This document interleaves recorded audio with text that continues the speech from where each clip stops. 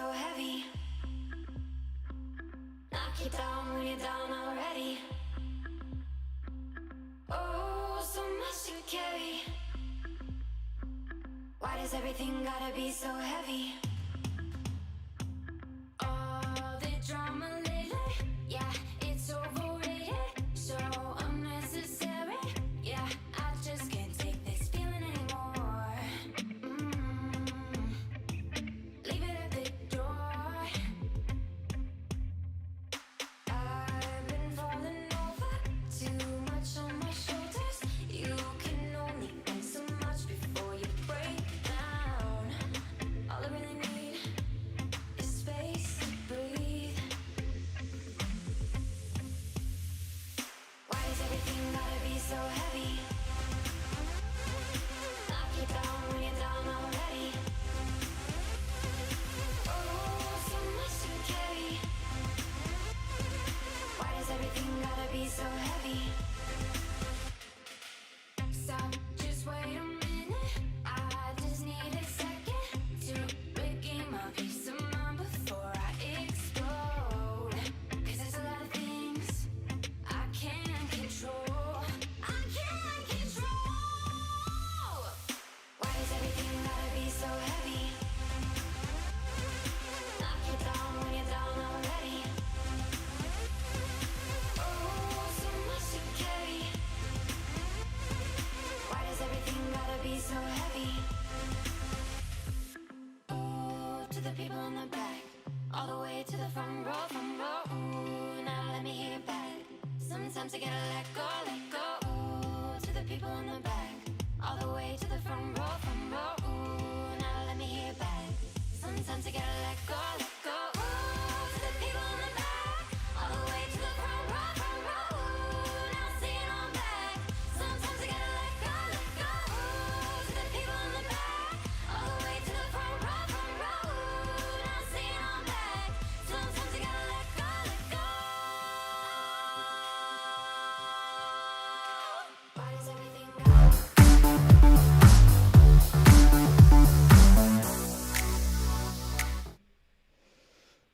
Happy Wednesday. Wait, am I muted?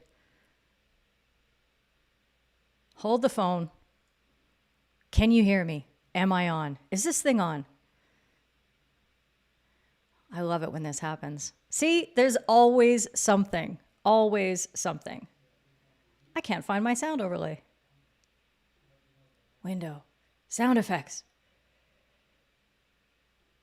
Nope. Hi, Gary. Good to see you. Sound is good. Oh, thank God. I just had a panic because it looked like my indicator at the top of the screen was telling me I was muting myself. See, this is what I have to do in order to get you all to engage. I just have to say, wait, is my sound off? And suddenly you're all running to my rescue. I love it. Oh my goodness. Welcome. It's Wednesday and it's an umpire at home. I am so stoked for this episode. You have no idea. You have no idea. I mean, I'm excited every time, but I'm super excited today because I have a very special guest. And in case you don't know who it's going to be, I'm going to pretend like none of you know who's coming up. And then I'm going to just spring it on you later. And before I bring on my guest, I am going to, first of all, mute my notifications. Oh no, I can't do that because then I can't see you guys. And just have a little chat, see who's on board. Very important to know. Jakubs here. Steven, thank you very much. I did have a decent week. Oh, why is that showing up? That's fun. Simon's here. Great to see you.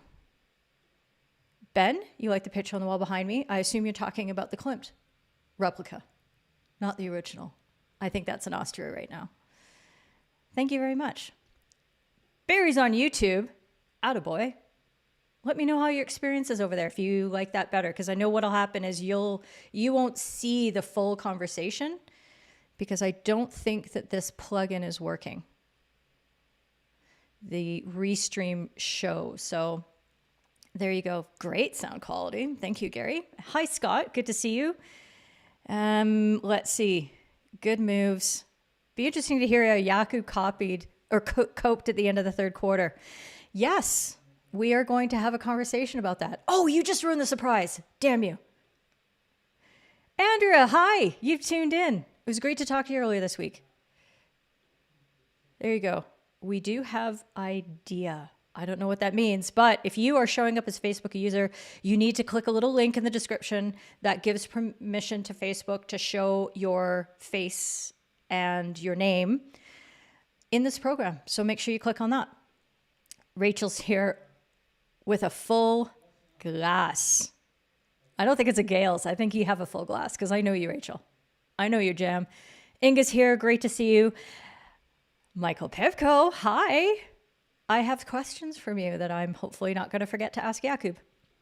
There's no guarantee. Look, I'm just saying, I make mistakes. Jonathan's here. Alexander Toth is here. Max. Very warm welcome. I'm not sure if I've seen you on a broadcast before, so I'm glad you've stopped in.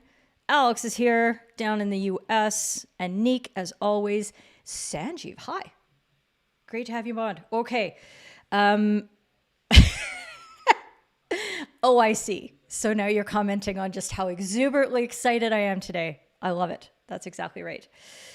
So before we get into everything that's going on today, I just wanted to remind you all to, I think it's here somewhere. See, look, I can't see without my glasses. So I'm just going to put these on. Isn't it great to get older? Okay. Let's try this. Don't forget, if you like what we're doing, please come on over to FHU Third Team Green. For less than a good cup of coffee a month, you can help support us and keep us going with shows like this. So it would be great to have you a part of it. And I do slip you some little perks. Some little extras that not everybody gets. Also, don't forget, you can sign up for a 30-minute chat with me. We can talk about anything. It doesn't have to be extremely hockey related, but I mean, it's what I'm better at. Somewhat better at. But if you need life advice, I'm there for you too. And if you just want to chat, let's do it. Get on board. It would be great to hear from you all. Yeah, next week on Umpire at Home, again, I don't have a graphic because I'm not a good enough person yet, but Whit Harris is going to be joining us. And Whit is a American umpire who is going to come on and talk to us about mental focus skills in umpiring. He is a doctoral candidate in something sports psychology related. I can't remember. Anyway, he's really smart, and he's going to talk to us about all these sort of things. And I think it'll be useful for all of us at every level. So I hope you're keyed up for that. Okay. Without further ado, because I just can't handle the excitement anymore, I would like to bring on someone who is fresh off the resumption of the Pro League just this weekend. Matches in Valencia, Spain, and Belgium.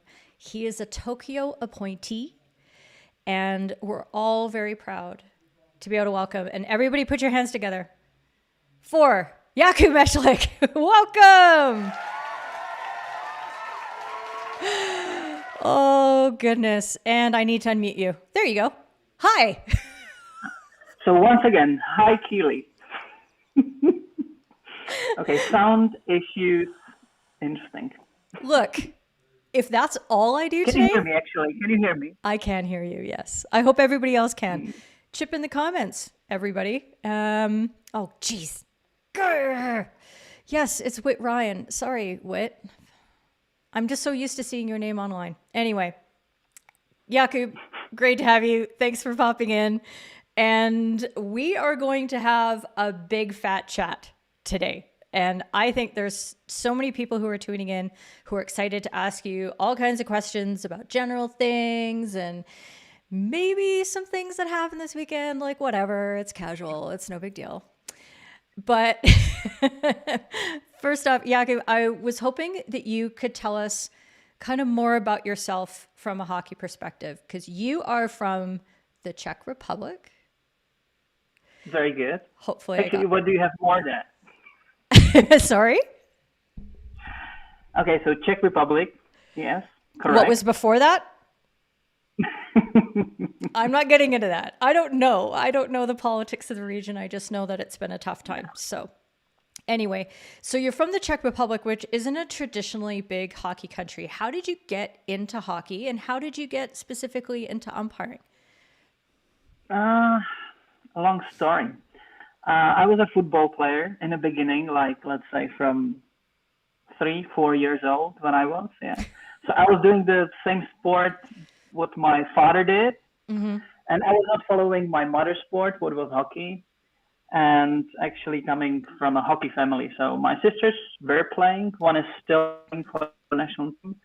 Mom was playing for Slavia, and she's got a silver Olympic medal from 1980 Olympics. So, yeah, hockey background, hockey family, and I was playing football. So, yeah, I'm still asking why, but yeah, it was a long story. I was playing football until 25 years of age, and then I just decided from day to day that I'm not enjoying it anymore. So, hi, Steven. So then I was looking for something different, and yeah, and hockey was the winner. Now, the thing is that my club, I was playing for Slavia Prague, and there's a big sports center where you have football located next to the field hockey pitch. So it was for me kind of escape from very big professional football money world. Like after every training, I spent my time with my friends in hockey, because when you have the whole family there, when your sisters are playing, your mom was playing or was coaching, then my sisters and the whole women's team. So yeah, I spent there a lot of time. And so it was for me like a training in the morning at the football pitch, and then having friends upstairs, like where the hockey pitch is. So yeah. I think some of the umpires who already are umpiring, they know how Slavia Prague club looks, so they know where they. So actually, that was the full story. So it was not that difficult, because my first umpiring game was like when I was 20, and I just came for a game where I just wanted to see my sisters playing, and there was, as usually how it is in the small countries, the umpire didn't show up, so there was someone there, and it was myself. So that was like my first experience. I really liked that, and yeah. And then when I finished football, I was trying to find where I will spend my time. I was even like thinking about playing hockey, but I was 25, so it was kind of too late to start and to have some career or something. So I started umpiring. I started umpiring Czech League, and then somehow, step by step, so some of them were easy, some of them were more difficult, but yeah, somehow I'm here. That's awesome. So I wanted to pull that out just in case people didn't quite catch that. You did not play before you umpired. You were not a player whatsoever. No, sorry. No, you don't have to apologize, because I think that's fascinating. And I know that, I don't know, did you ever meet Gus Soteriades on the circuit? I did. Yeah. I did. So you guys would have had that in common as well, that you came from countries that, hockey isn't necessarily a big sport. And then you both achieved incredible things despite the fact that you hadn't played. When you talk to other umpires, and I know you can't get into other people's heads and be like, oh, what was your life like in comparison to my life? But do you find that there's any differences to your approaches, or do you feel like it's almost as if you played because you watched so much hockey?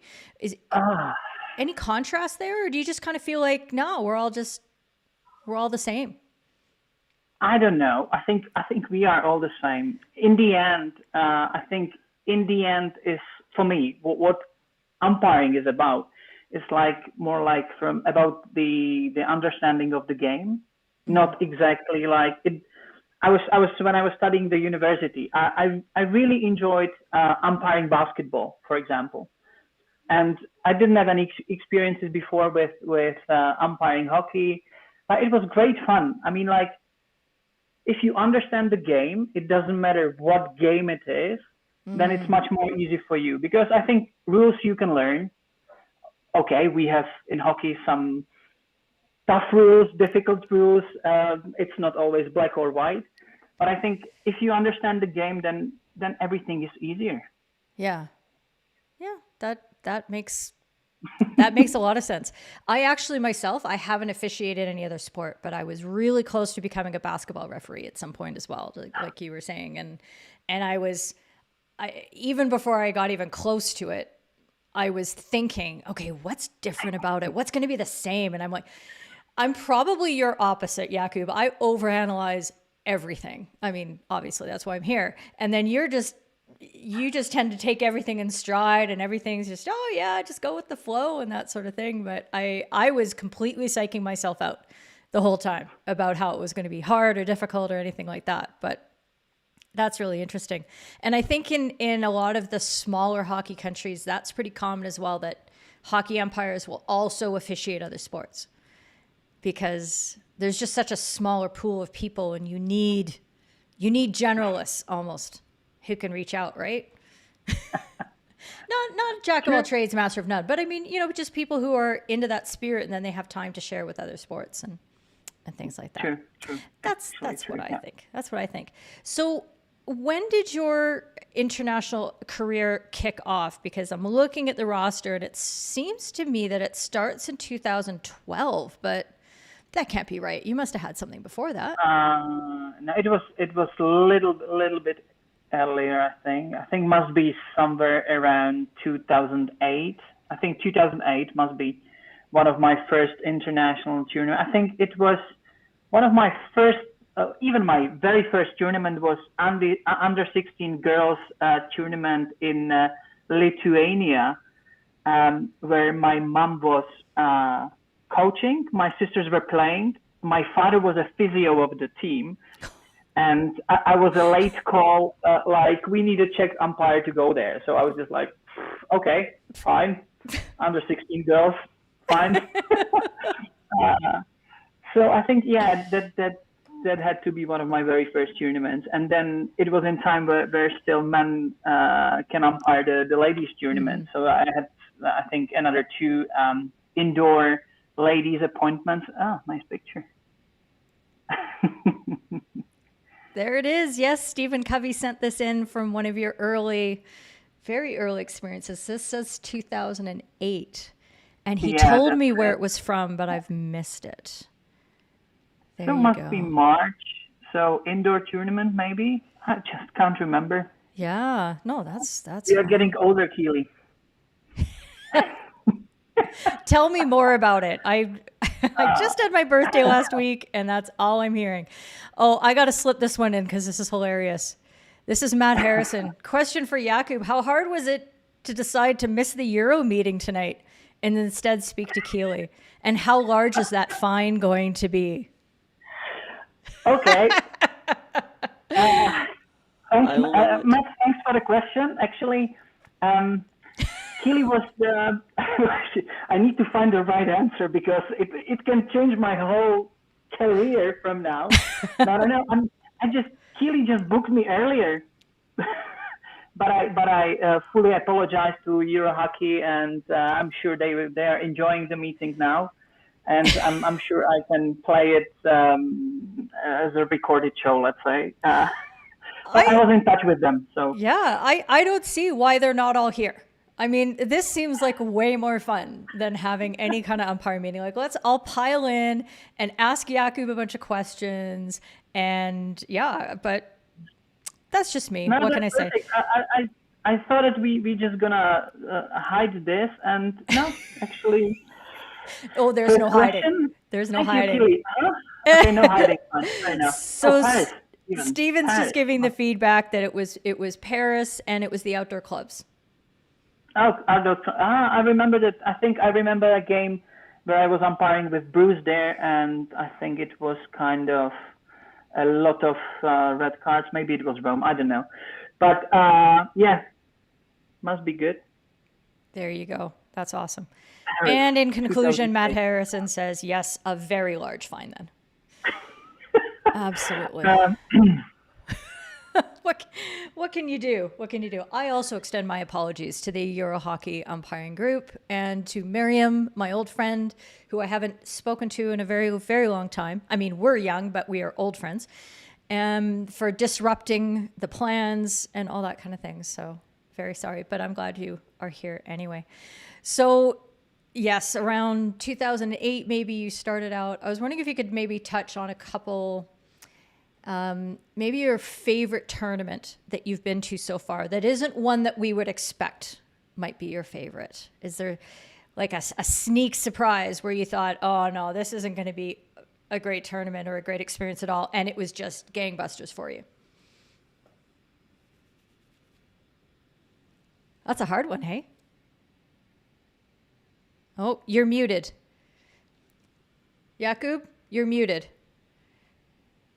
You took off your headset. Yeah, he'll get there. Okay, so what I'll do while Jakub's fixing himself and figuring out what is...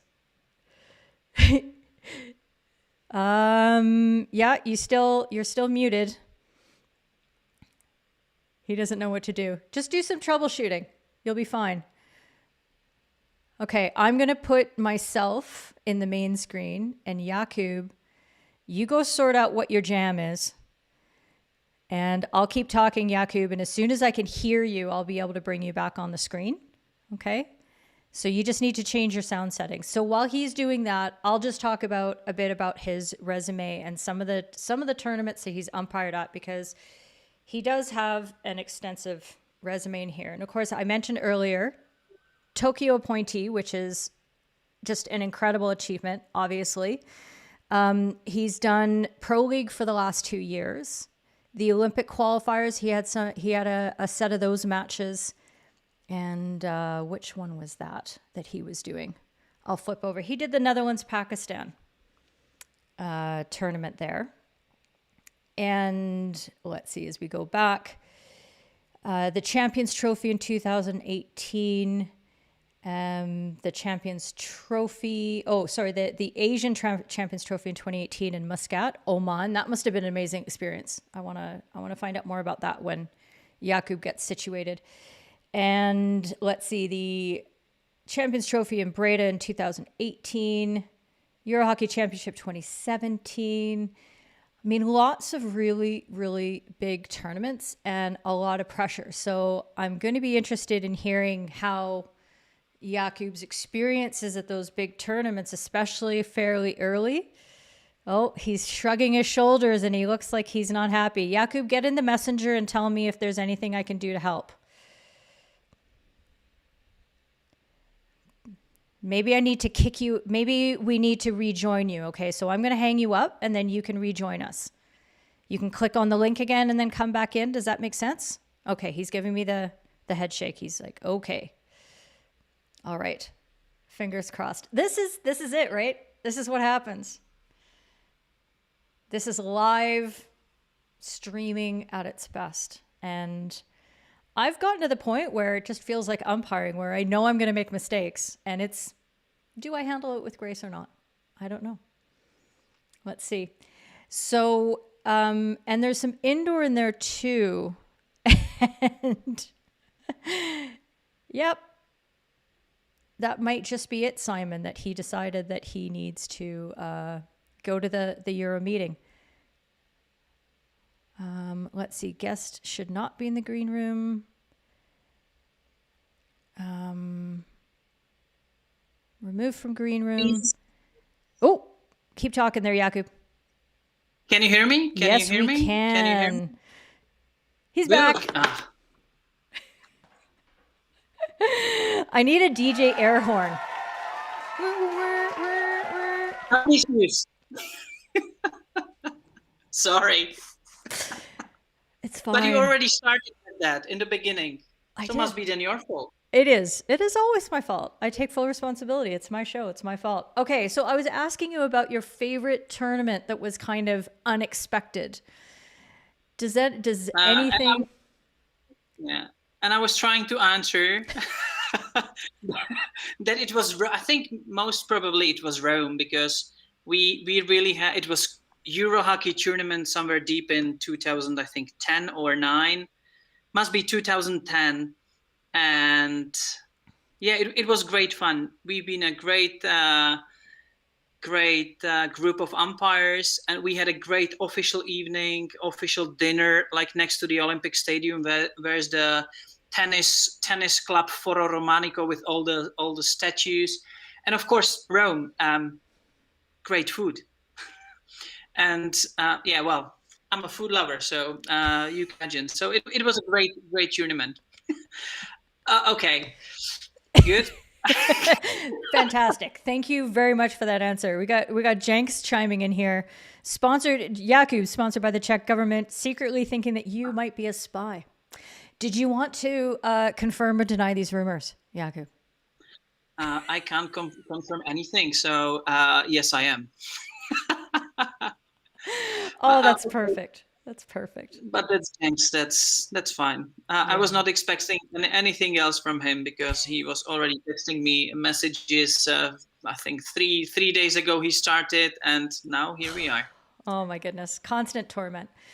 Okay, I wanted to talk to you about something that's very close to my heart, because it's very much a feeling that I've had as being an international umpire out on the scene and working my way up, is that coming from a smaller hockey nation, how do you feel about being in the role of an underdog in the hockey world? Have you felt any sort of, has that been a challenge for you, feeling like you have to work a little harder maybe to build your reputation, to get it to be accepted with the cool kids? I mean, I remember when I first started, and actually I don't think it ever stopped, that every tournament I went to, I was always listening to what the senior and the umpires from the big countries were talking about and the words that they used, so that I didn't make a fool out of myself, so that nobody said, "Oh, you're Canadian. You're so cute with your words and your bad vocabulary and your silly stuff." And I was always very conscious about that. Did you ever have that feeling when you were going abroad as a Czech umpire who was rising through the ranks? Actually, I don't think so. I mean, I was traveling a lot of football, so and when we traveled the world, so it gave me kind of experiences what I really then used when I was traveling with hockey. But of course, when you are coming to the tournament where are the big guys with more experiences, bigger hockey countries, of course you are trying to listen, and you are not the middle of the conversation all the time, but that's how it is. I think even like guys coming from a bigger countries, and if they're coming for the very first international tournaments, I think they can feel the same in the end. But let's say in the beginning, when I was umpiring, of course, you are not happy with appointments sometimes. Maybe it's a secret and forbidden to talk about, but I think a lot of us experienced with that, when you are not getting appointments, what you expected, and I think I really was thinking about that first 2 or 3 years of my international umpiring, but then I just found out that it's much better to focus on things what you can change, and not on things like what you really can't change. So actually, in the end, it was like that I went more focused on things like doing the best on the pitch, and not think what is going on in the background.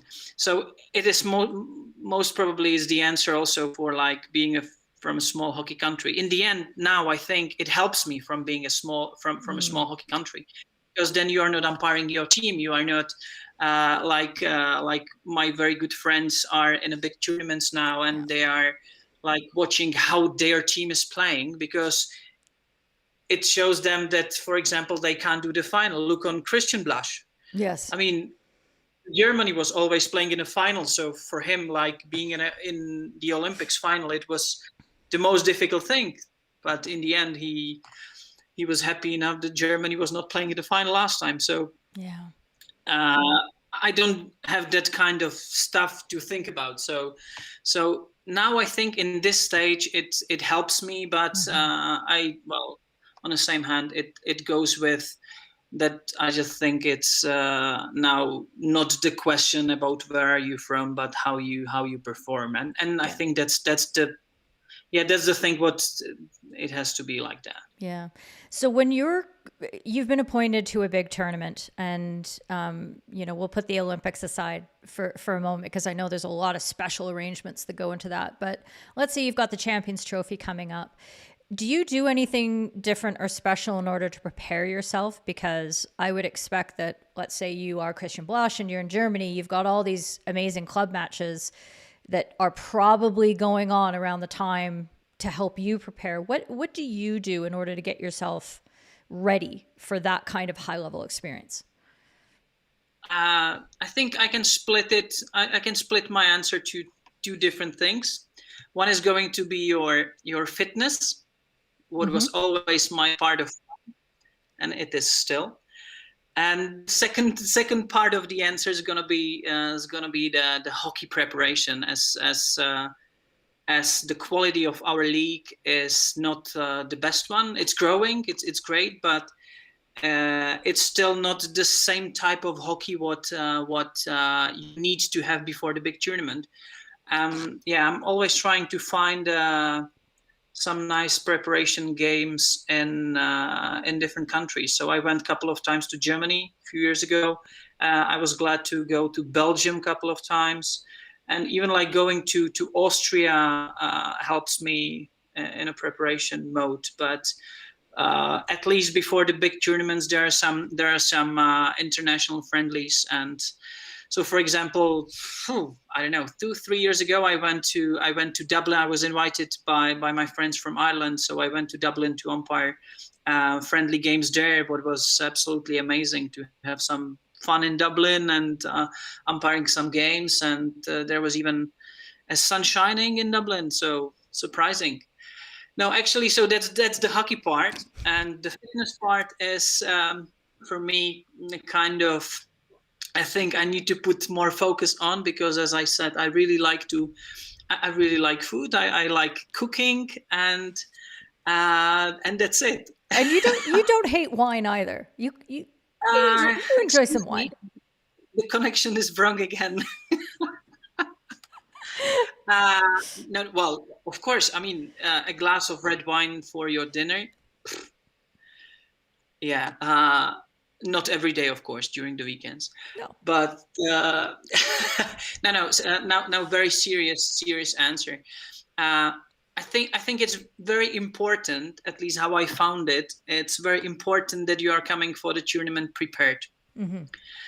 So, because if you don't feel fit yourself, you have it here. You have it in the head, and that's just wrong. Then you can't focus on a game itself. And that was one of my things in past as well, that I was more thinking about how I look, or how I'm looking on the page. I mean, where I am on the page, and you are not focusing on the game. That's like what I said in the beginning. You need to feel the game.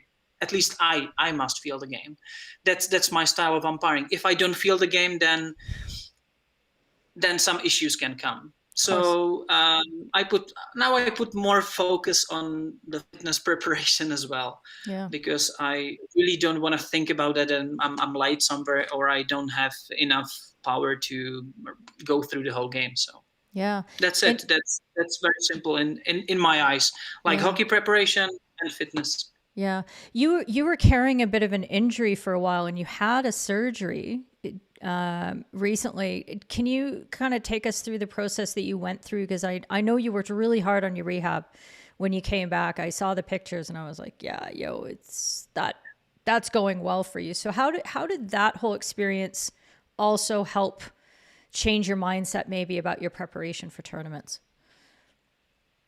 Yeah, I think it's very important because when you can't do your exercise and training, then you just find out that how important is to do it when you can do it. Mm-hmm. So, after the surgeries, it was tough. So I just had to change a couple of things, including what I'm eating, and and of course the preparation, the trainings. I'm glad that I can work with the coach of the Czech national team, and he helps me so much in this. So, and he really helped me, and it was a lot of rehab and a lot of stuff around. But if you have a target, if you have a dream, then everything is easier. Yeah. Well, that segues so beautifully into my next question. You were like the best. You're taking me right into all these questions that I have for you, but let's talk about big dreams and big goals, because you are appointed to Tokyo, and I would love to know what that means for you, but also what does that mean for your family and the Czech hockey family? Because this has got to be a huge deal. And that's funny. And no crying. You're not allowed to cry. Yeah, exactly. But I'm not just like going through all that introduction about Tokyo and those things. I was just trying to find out when the appointments just came out. Because it was very, very emotional for me, and it's like even now when we are just talking about that, and even with knowing what is going on in Tokyo, well, not just in Tokyo, but all over the world now. Yeah. But yeah, it was very emotional. It was very emotional. When I got the email, I was just like a little bit in shock, and especially when you know it from the other side, when you don't get the right email. What you are hoping for, it was even like more emotional. So yeah, well, the first thing I did was just calling to my mom, as she already been to Olympics, and and even had a silver medal. So it was very emotional. So of course I was crying. I felt like someone kicks you in the face, and just like, yeah, that's when you I was even very surprised how I felt, because you think you went through a couple of things, and that was even more stronger than I expected. Yeah. But well, actually, so it was that. So very emotional for my mom as well, for my family, for my whole family, and Czech hockey family. Of course, I got so many messages, and even from people who I am not very the best friend, let's say, and they even found a few words just to congrats, and it was great. It was amazing. Yeah. I mean, it's something big. Yeah. I mean, for the whole Czech hockey, because the Czech Hockey Federation feels it's something special, and to be very honest, they help me very much now with the preparation and with all the stuff around. Especially they helped me after the surgery, so they helped me with the doctor and that couple of things. So yeah, I'm very glad. Yeah. That's amazing. To hear that your national association is so involved in your career and so supportive, and you are a part of them. You're not a separate sort of adjunct that has to operate on your own, that they've fully embraced you, and that you are like another team member. I is just amazing. I'm going to move. I'm moving to the Czech Republic. But that's it. I mean, like, we are part of the game, and we are nothing less than the players or than the officials. We are part of the business. Yeah. So I just think it's right, and it has to be like that. So yeah, and that's also like my way of behaving on the pitch. I think we are all equal. Of course, we are the guys who need to make the decision sometimes, but after the game, you go and you shake hands with everyone. And of course, sometimes it's easy, sometimes it's more challenging. but in the end, we are all human. It sounds like a phrase, but I think it's simple as it is. Yep, absolutely. Yeah, we're all on board with that for sure. I don't know who Facebook user is, but they have a really nice question for you. Was there an umpire you looked up to more than others when you broke into the top level? Who was your umpiring hero? My umpiring hero, interesting. Or Pierluigi a Collina, mentor. but I think that's not a hockey umpire. That's fine. But actually, to be very honest, I really like John Wright, and it's a bit sad that I never had a chance to umpire with him. Yeah. So I really liked his style, and from umpires now, I really like Martin Madden's style. Yes, he's one of my favorites as well. Don't tell him it's a secret, but I quite like his style of course. too. So. He owes me a drink now because I mentioned his name in your show. Well, that's all it takes to break through and to be super famous is to get mentioned on this show. Oh my God. That's hilarious. Yeah, I feel that way about some umpires that I just sort of missed their careers, but I felt very lucky being able to umpire with Soledad Perigile. Like she was amazing to umpire with. And yeah, there were so many that I think we're just such a big but very tight-knit community that you take so much from everybody and you try to take the things that work for you from their personalities and you go, yeah, I can emulate that because that fits who I am and I can bring more of that in my own performance. And, for me, it was like, I think a little bit more difficult because as I didn't have so many chances to see the top international games because there was nothing so much that visible like back home. So you really didn't have anyone to watch or to focus on. So for me, it was more like coming to the tournament and checking how it works, how the different styles are working for the others. But as you know, I have slightly different style of umpiring. So yeah, but I think we will have time to talk about style of umpiring and that kind of stuff. We will. We're going to get into that really shortly because I think it's something that you can add a lot of value to that part of the conversation. But I want to get to Max's questions here. He's asking if you umpire in the Czech League and how is it? And then he's got a follow-up. So tell us about the Czech League. Actually, we have a couple of pretty good players, like mix in the couple of teams. So it's pretty, let's say, physical. Our players really like to talk, but now I think we are having year by year the league is growing and the players are better and better. So I think the gap is not that big from the top level, but still there is kind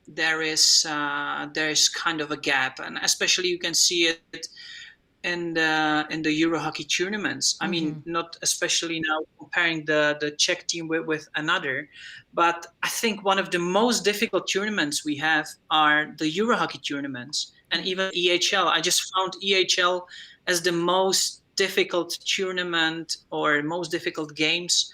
It's even much difficult for me, more difficult than the national teams or Hockey India League or whatever. I think the most difficult games I umpired were in Euro Hockey League because the teams are not equal.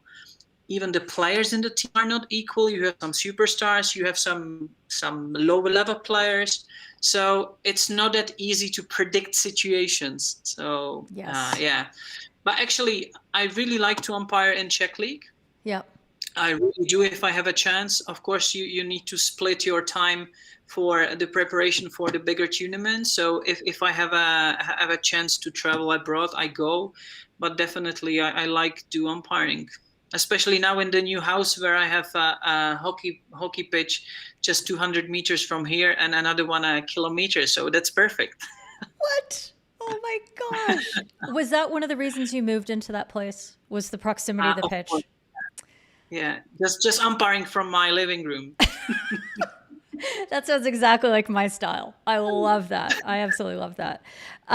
Andrea Wright, who is a Canadian umpire over in Ontario, she's asking if you've ever umpired a women's game. And I think you answered that before because your very first taste of international was under 16 girls. But you've done lots of women's hockey, right? I did. I still do, especially when we have double headers back home with the like both genders playing in the same in the same time. Well, it's always better when you start with the ladies' game and then go to the men's game, because it's easier just to adapt, like from the slightly slower game to the quicker one. But yeah, I do. Yeah. Awesome. All right, let's get into the personality question. You alluded to it before, and this is one of the reasons I think that there are so many people watching this live, because you are renowned for having a beautifully expressive personality on the pitch. So I want to delve into that a little bit with you. And how have you felt that that's helped you in your career? Has it ever gotten in your way a little bit? And what have you changed as you've matured on the scene to accommodate, but maybe modify your style a little bit? Yeah, I did. I had to. Yeah, actually, tough question. I mean, yeah, you know me, and it's not, you mentioned, and it's my personality on the pitch, but I think it's my personality overall. And it's something natural. I mean, so many people asking me, why are you doing that or that? To be very honest, I'm not thinking how I look now, like how I look on the pitch or what I'm doing. I'm just doing it. It comes from here, from the body. So that's it. I think the question, if it helped me, or like, yeah, I think it helps me now. It helps me now to create some relationships with players and with coaches, because I'm very open to discussions. So very open to any to ideas. But in the beginning it was, let's say, it was tough, because I had, let's say, same approach like I have now, but without experiences, without without the name, coming from the small hockey country. It was not always easy with umpire managers. But how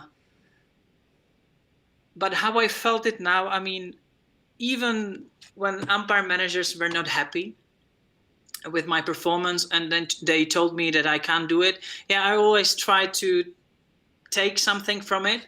And in the end, I was just like, I calmed down a little bit, because, to be very honest, I was talking too much in the beginning. But if you ask Paco, during the weekend, I didn't. So, but yeah, that's how it is. Yeah. I mean, yeah, I think I get it. the first thing what you can ask if you are umpire manager, in my eyes, and now maybe I'm just doing or trying to say something what is not my business, but I think it's very important to understand that the umpires are different. And if you are trying to change someone, if you are trying really hard to change someone, it doesn't help, because then your umpire can't work on the pitch like he wants. So then it's not the natural feel what you are having on the pitch. So I think, and that's, if in upcoming years I will become an umpire manager, that will be one of the things what I really would like to help the umpires with, is going to be like keeping their own style. Yeah. If it's not like super crazy, and I was in the beginning, I was. So just, yeah, that's it. Yeah. No, I love that. And that's something that I think every umpire who's gone through a lot of levels has experienced that, where an umpire manager, perhaps they have a particular personality and they believe that's the best personality to have. And they feel more comfortable working with umpires who are a lot like themselves, or they appreciate those characteristics more, instead of looking at what effect your personality has on the game. Does it work?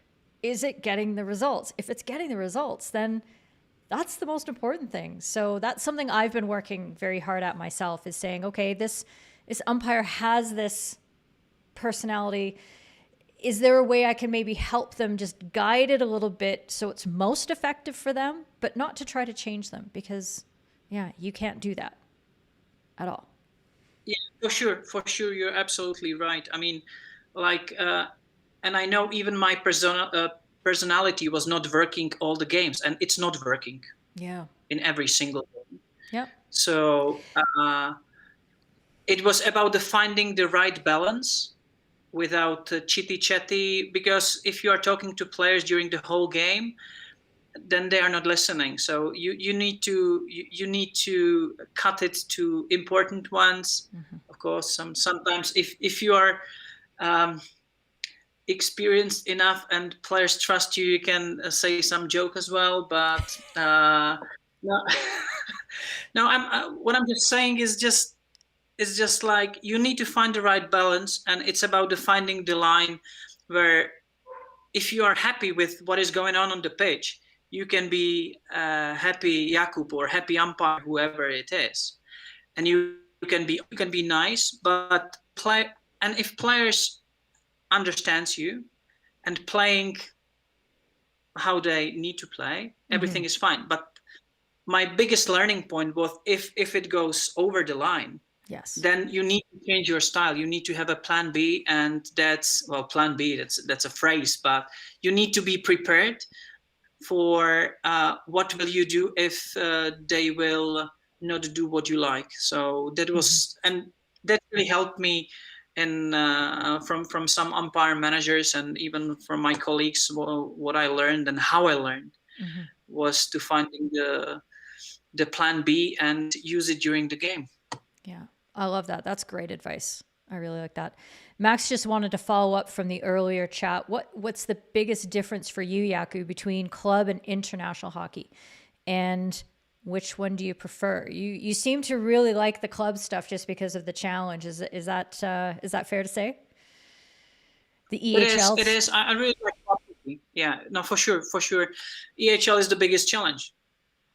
Yeah. All the time, if you look on calendar, appointed to EHL, it's just like, okay, this is going to be more challenging than appointed to Pro League, for example, because you know, in a national team games, players are selected, and they know that if they will do something bad, or even they will not behave like they should,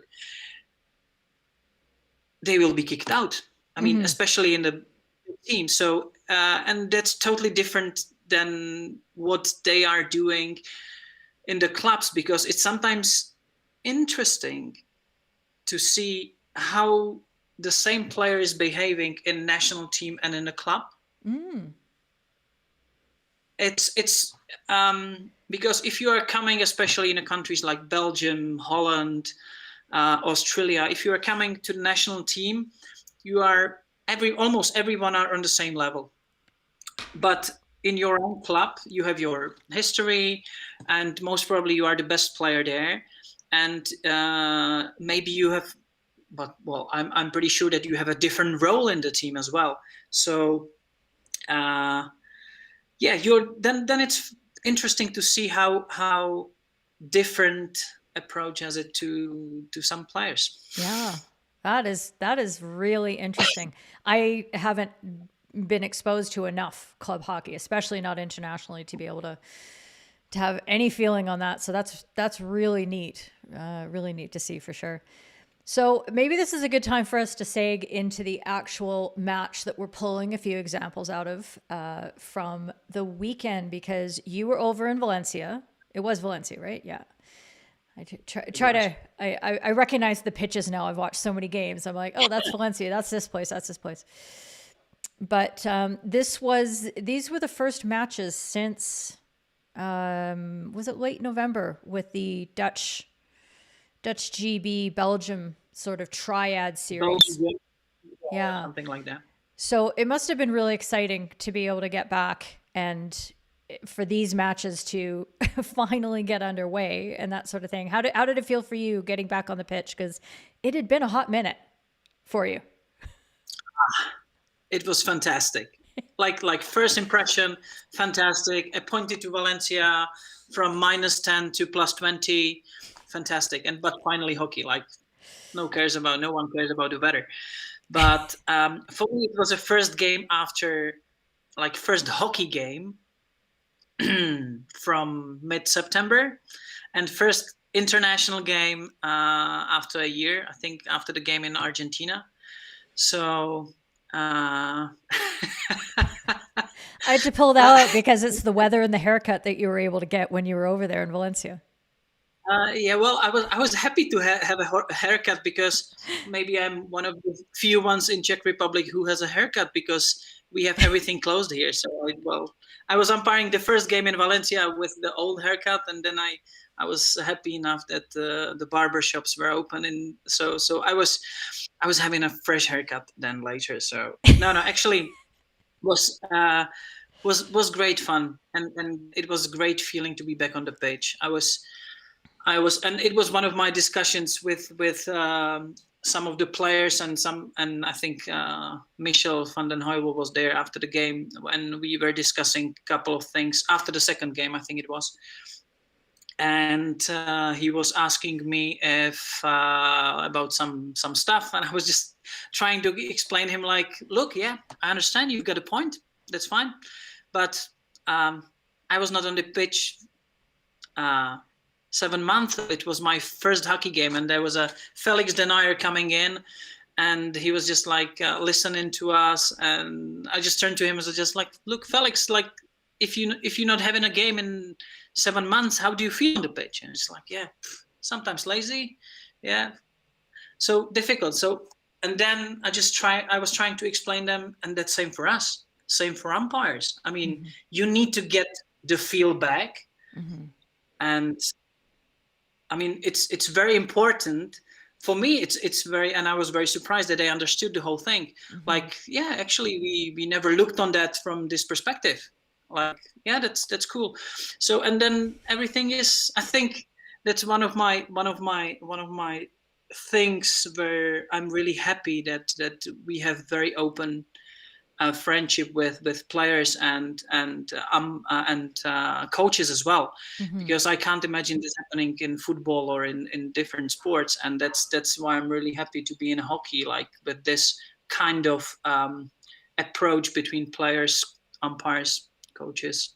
Yeah. So yeah, you can talk with them. Yeah, that's beautiful, and that's something that I think.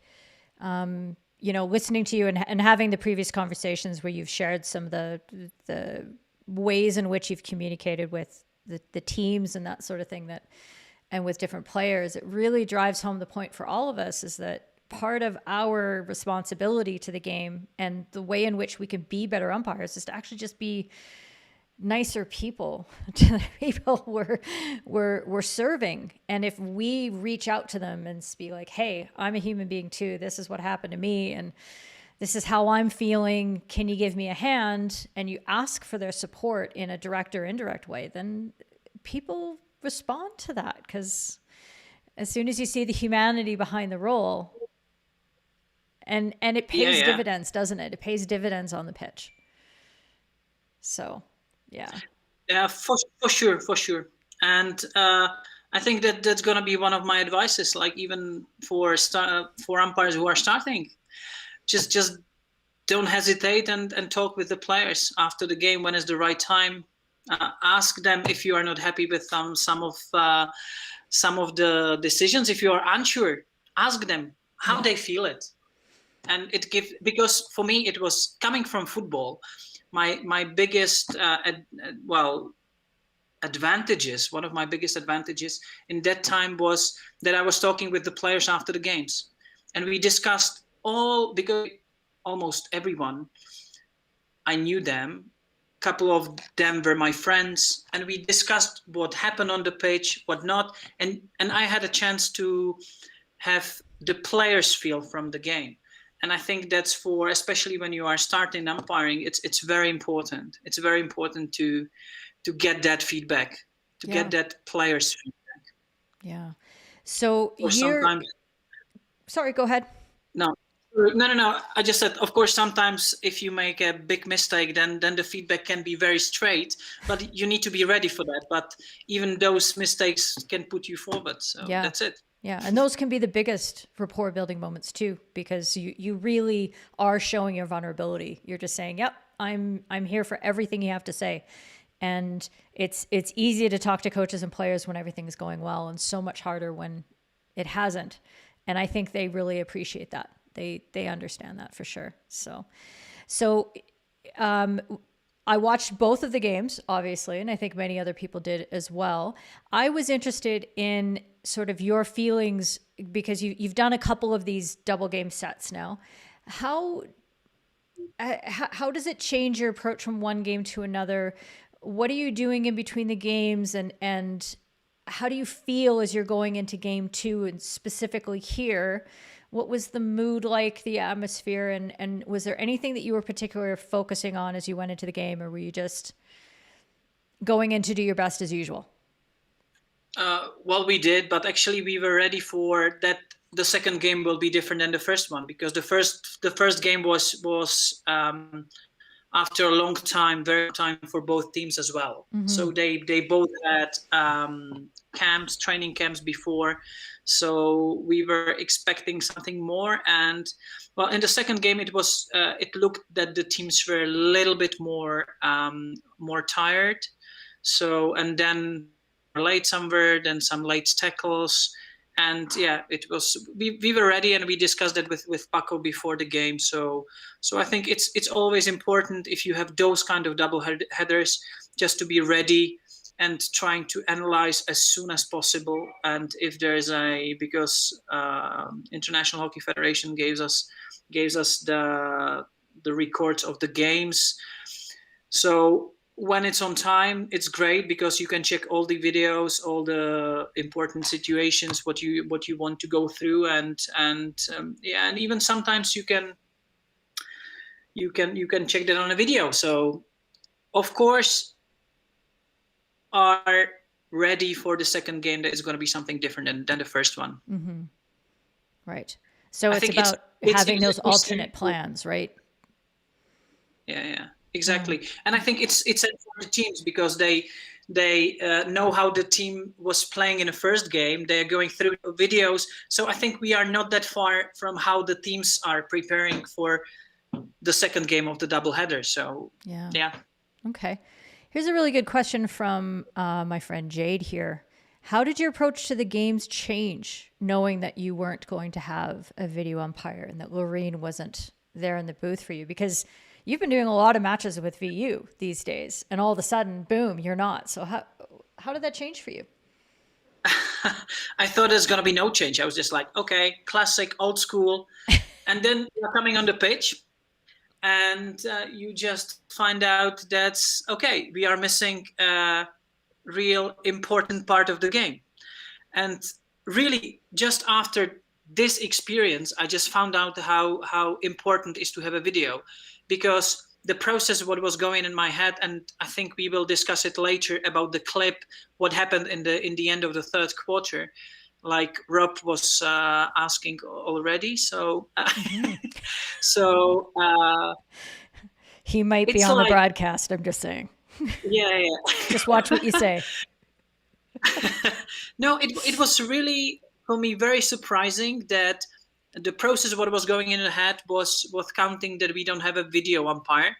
So you are trying to do the best, of course, you're always trying to do the best decision possible, but with knowing that there is no one who can help you. Mm-hmm. And I'm really an umpire who is happy that we have a video umpire, because if you are umpiring and you make a mistake, you want to have someone there to back up you.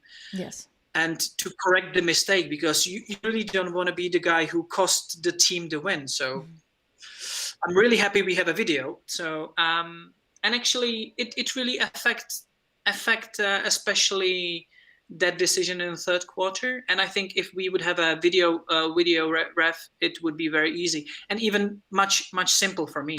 Yeah. But I will explain later. Sure. Yeah. Because we are going to get into that. Let's see. How am I doing for time? Oh boy. Okay.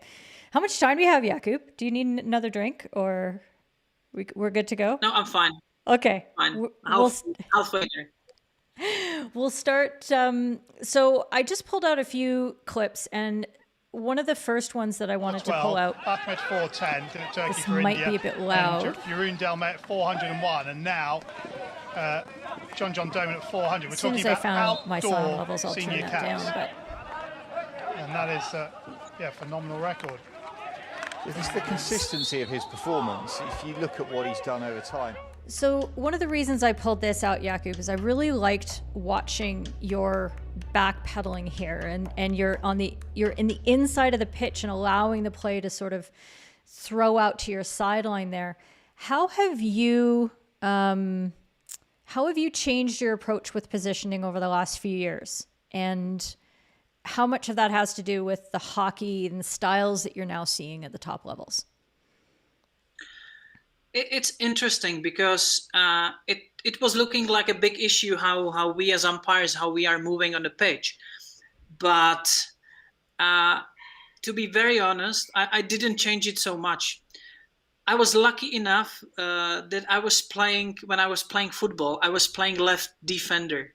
So it's just exact spot where you are like on the pitch as a hockey ref. Yeah. So actually, I didn't change it so much, Keely. And that kind of backpedaling, it's very, very familiar to me, and I do it from the beginning of my umpiring career. So, Yeah. But I know that a lot of umpires were talking about, because my positioning is kind of very deep in the pitch. Yeah. But the thing is, I'm trying to be as much close to the action as it is possible. Or like not close, but not close too much, but in a position where I can make the best decision. I was never a guy running on the line, because I just think that the angle what you have there is not the best angle possible what you can have. Mm-hmm. So I just think if you are more in the pitch, you have a shorter way to go back, and you have much better angle. And that's one of the things what I'm trying to explain umpires back home, because they were also asking me why I have this kind of position. And I'm always trying to find the line, because again, football, I know I mentioned football so many times, but we were playing offside system. So you are on the same line with your defense man. Yep. And the same now like with the last attacker. So if the attacker is more on the top, I'm coming deeper, because the thing is, I don't want to be late in my circle. That's one of the most important things. You don't want to be late in your circle. And I'm even like counting times, how many times during the game the ball was earlier in the circle than myself. Yes. If the number is bigger than 1, then I was doing something wrong. Of course, you have situations after the penalty corner on the other side, whatever. But I think that's one of the advices what I have to all the umpires is just like be in a circle, because the most crucial decisions are in a circle, especially when you don't have a video umpire. So you're hired, because I run a positioning workshop that I teach all of these principles, and it's actually quite hard for me to find video of umpires who are doing this, and a lot of it has to do with the fact that the cameras just don't show the work that you are doing on a regular basis. Like, they're following the players around on the ball. It's just so dumb. It's just not important at all. I want to see what the umpires are doing, and so it's really tough. But that camera angle that I had in Valencia, and then being able to pull out those clips was just so illustrative. But yes, this is what I'm advocating all the time, is that yes, angles are important and a 45-degree angle is important, but does it have to be the outside angle? What if it's the inside angle? And then you don't have to run as hard to get to the goal. And I'm lazy, so if I can abbreviate how much I'm running, I'm into that. So I love it. I love that approach.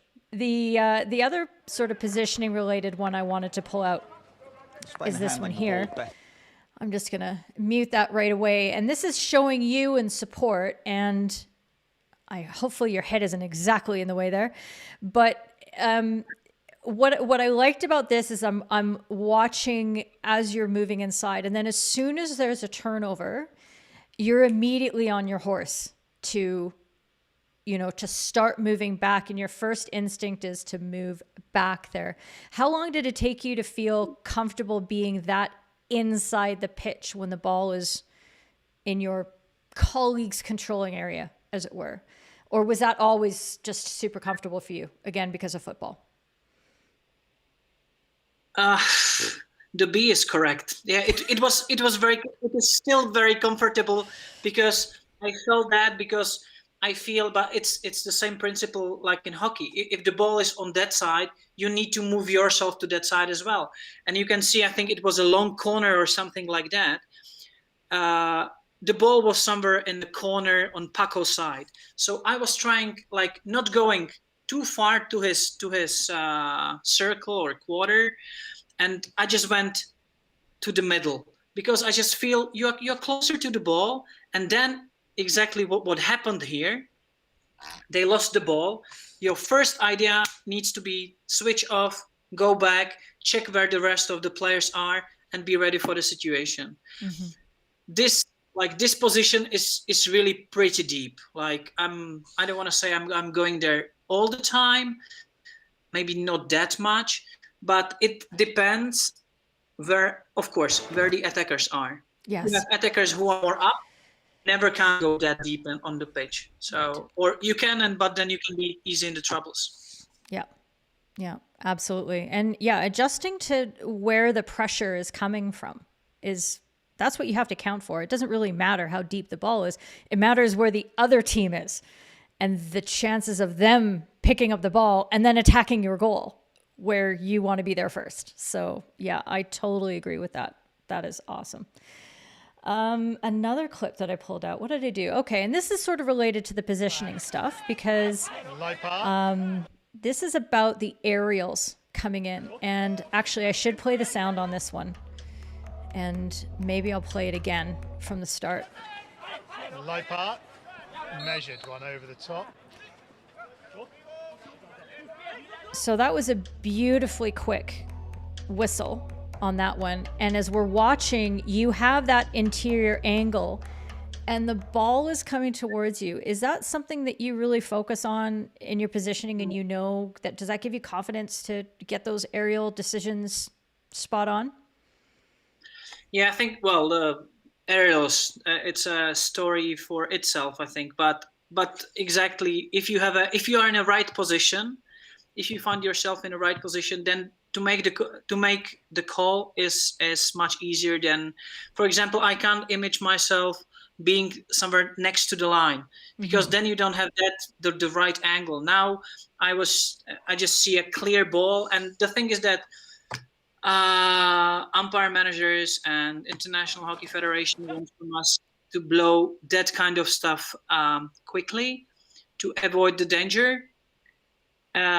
Sometimes it's easier, like that example was. Sometimes it's more difficult, but especially now when the deciding point is 20 meters away, you need to, at least in my eyes, you need to have more, to be more 3D or to have more deepness to just see where the deciding spot is and to make the right call.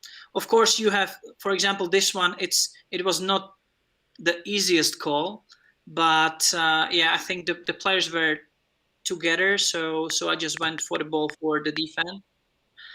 And as I said, I think if you are in a correct spot, you have the right angle, then to make the decision is much easier. Yeah, Absolutely. That makes a lot of sense. Before we move on to the next clips, I want to grab some of the questions that came in on Instagram. And hopefully I'm going to be able to do this right because they're very cute. Guillermo Pobretti, my friend from Chile. He's a Chilean FIH umpire, Jakub, and he's asking you the funniest thing that ever happened to you when you were umpiring.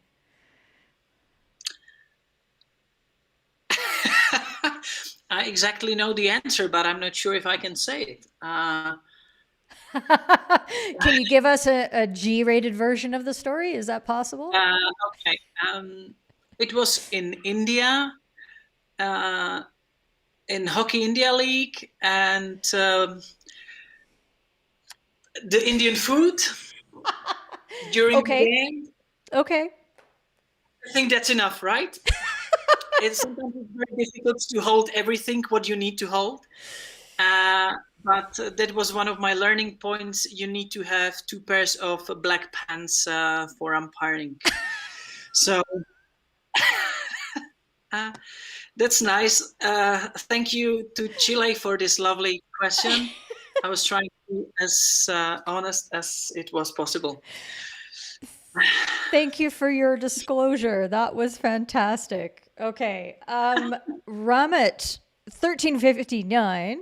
Which game had the best advantage you have ever enjoyed?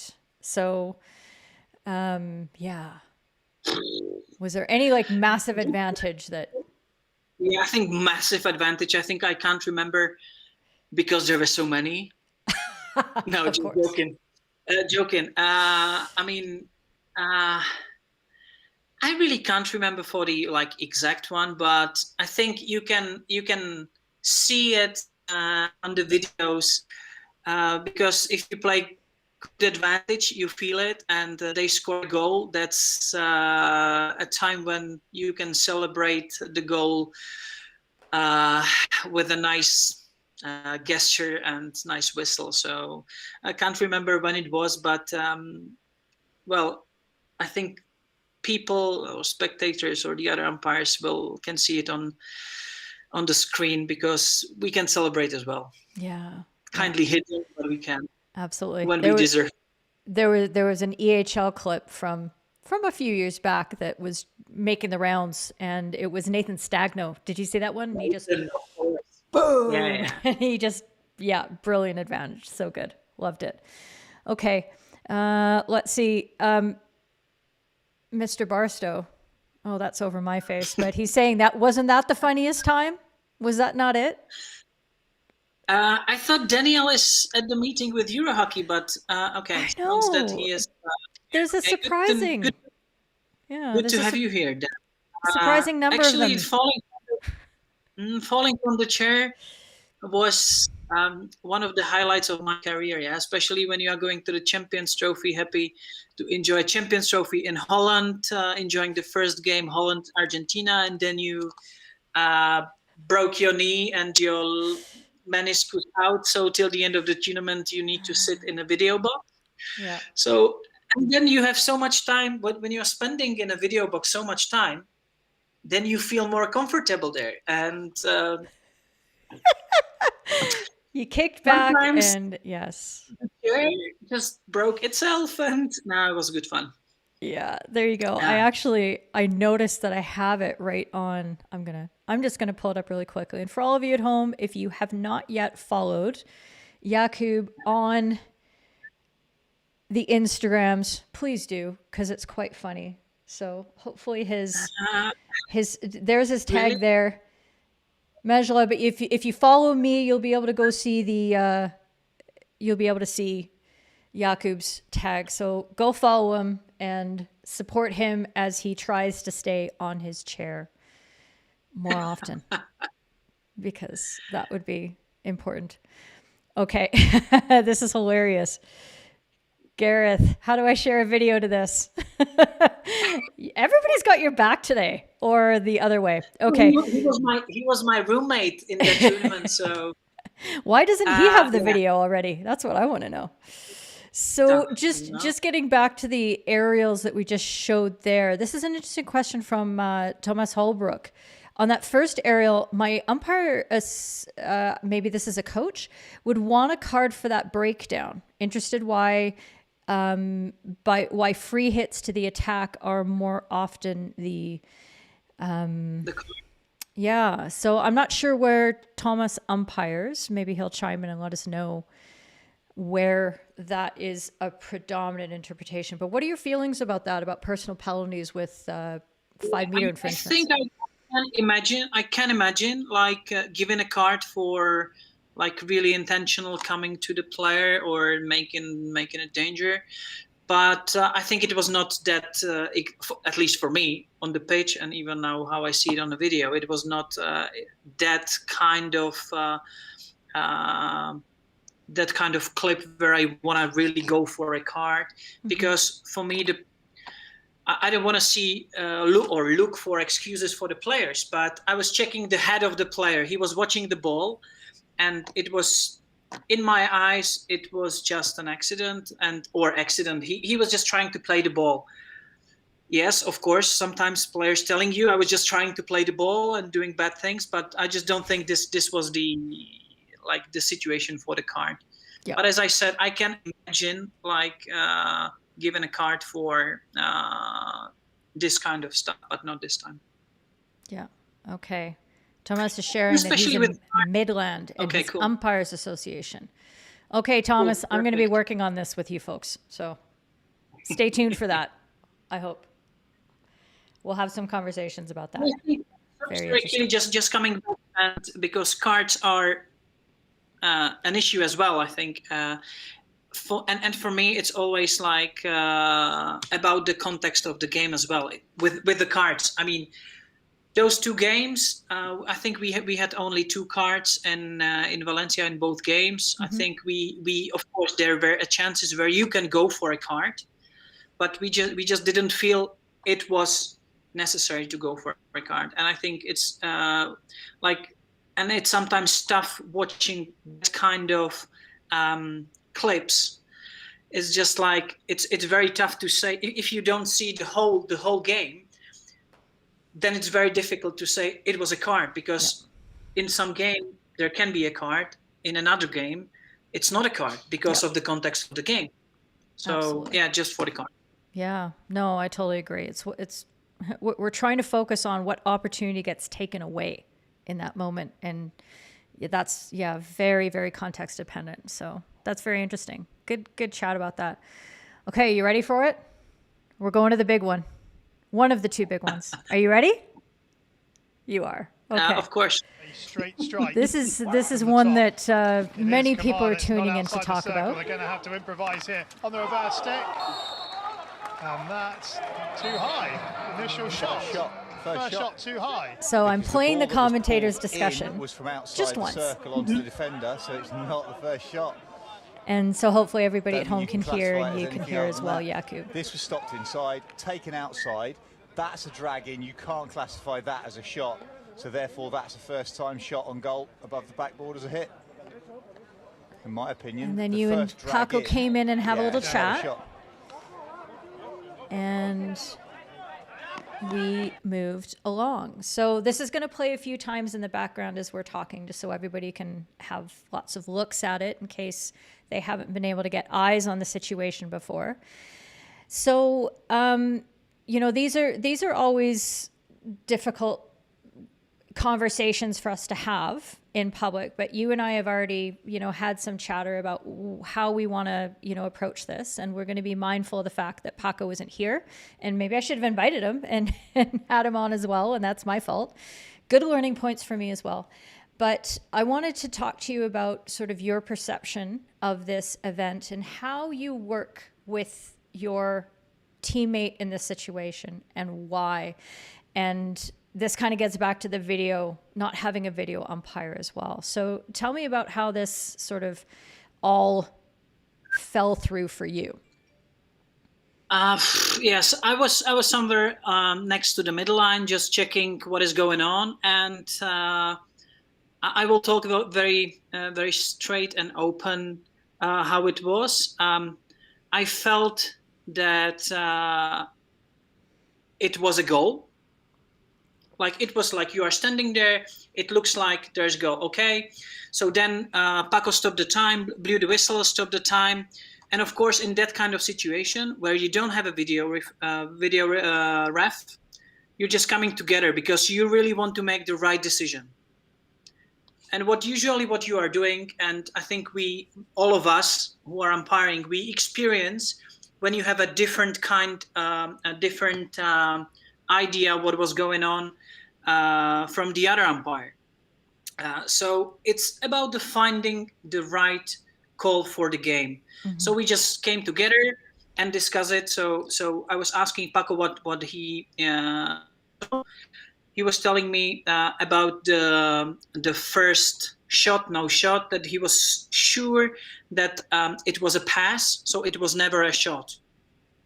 So I just explained him if he's really sure, mm-hmm. because you really want to be sure in this moment. And even if I am on the other side and he's there, you really want to make the right call.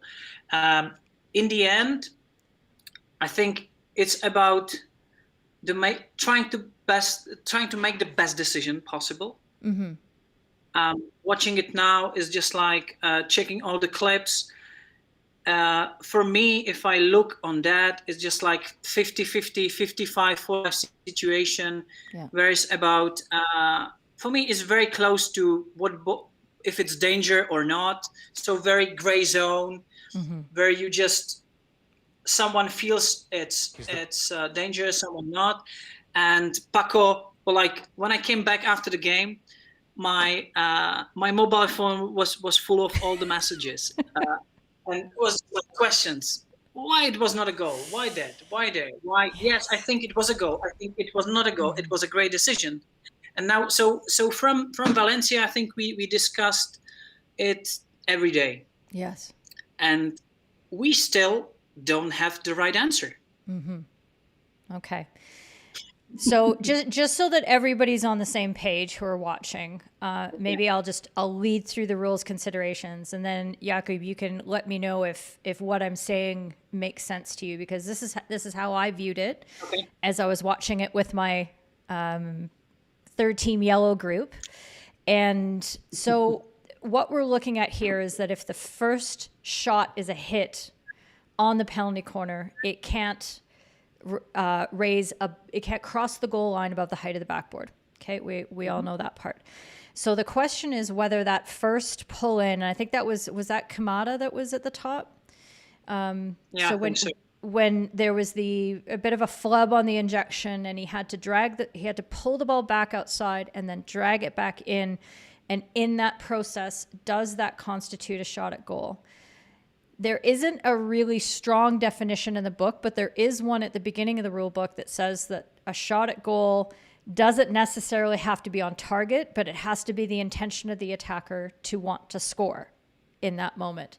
So I think that's where we get our 50-50 sort of difficulty. But I wanted to highlight, and let me know if you think that this sounds right to you, that you were talking about the danger of it. And of course, the word danger doesn't come into that specific penalty corner rule anywhere, but the reason it's there is for danger, because we don't want that very first ball that gets chipped at the goal to be dangerous to the defenders. We want the defenders to have time to get in a position where they can protect themselves.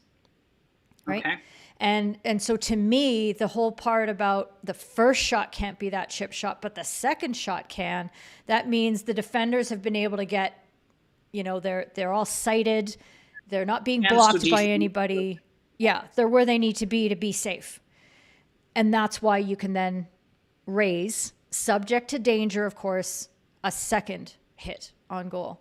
So does that all sound about right to you, how I've laid that out? Well, yeah, it sounds fine. I think more or less it's about if you see the first shot as a shot or as a pass. For Paco, it was a pass. For some of the guys, including myself, I felt it's a shot. Mm-hmm. That's it. Okay. Yeah. So this is a good question, because like you said, you're working with a teammate. So, and I've talked about this on past shows and things like that, how do you manage the situation as a supporting umpire? And I think that's a key word, supporting. So how do you generally approach this? I just think it's important to go together as a team and talk together.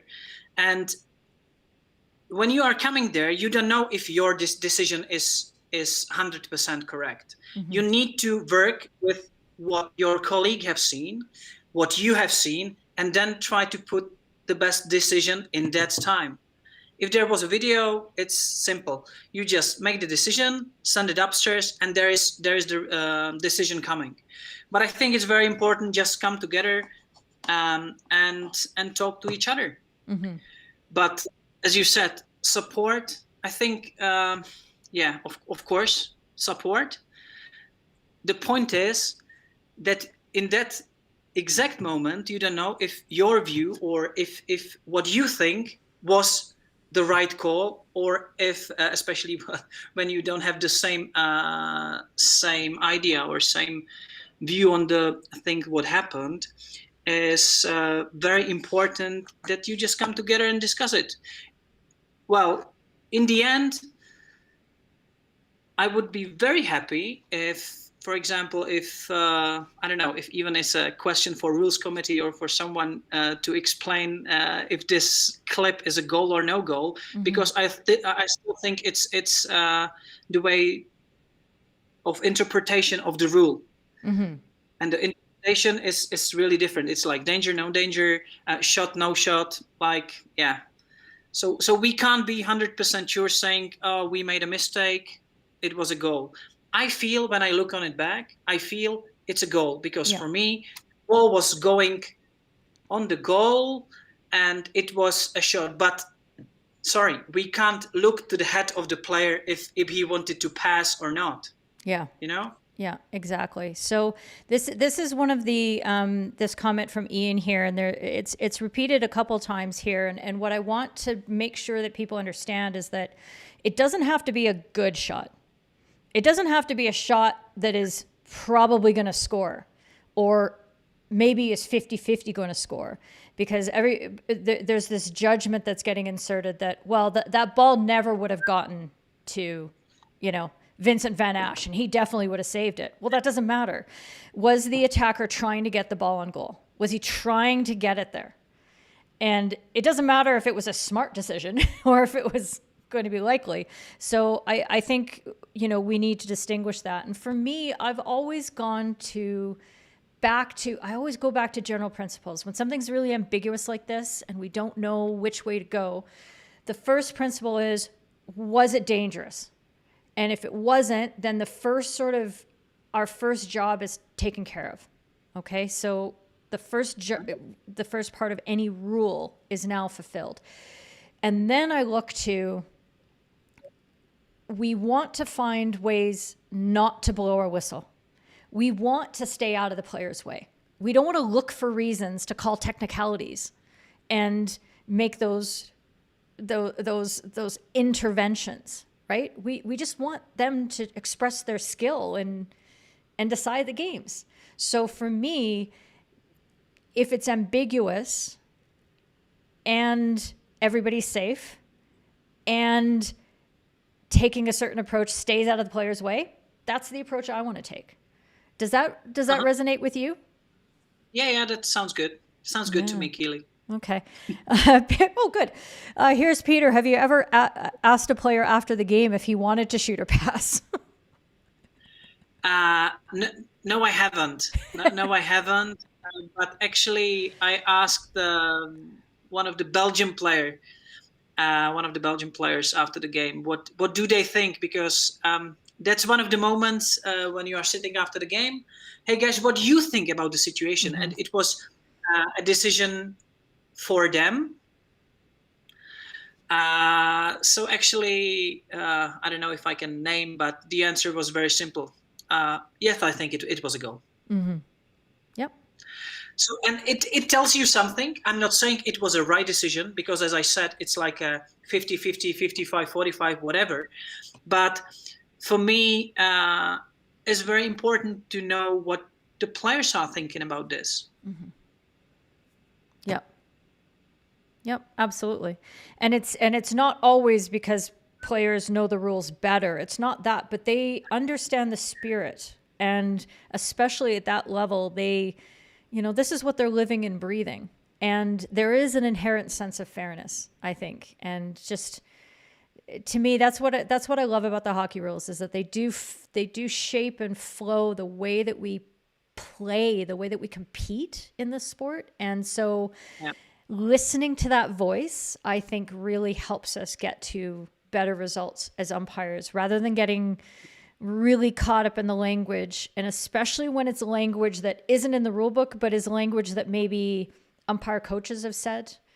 Particular words can really carry a lot of meaning. And if they're not serving the game and they're not even in the rule book, why are we saying those words? It just doesn't make a lot of sense to me. Let's see. I'm trying to pull some of the comments in quickly to get them on board. A shot is a shot at the end of the day. Let's see. Do you watch the real reactions of the players? Is that something that you do, Jakub? I do. It's very important. Just it's one of the part of the feel thing what I'm using on the pitch. You need to be able to adapt what is going on the pitch, and the reactions of the players and emotions of them is very important. I'm not saying that if they are going to ask you every time to blow for them, you are going to blow, but I think if you feel the atmosphere well, it really helps you on the pitch. Yeah. So Annick, yes, I did the reaction, and the thing is that some of the Belgian players, they were happy with the goal, but some of them, they were asking for the wrong shot, for no goal. Yeah. So again, 50 will come. Good. Tough life, isn't it? Yeah.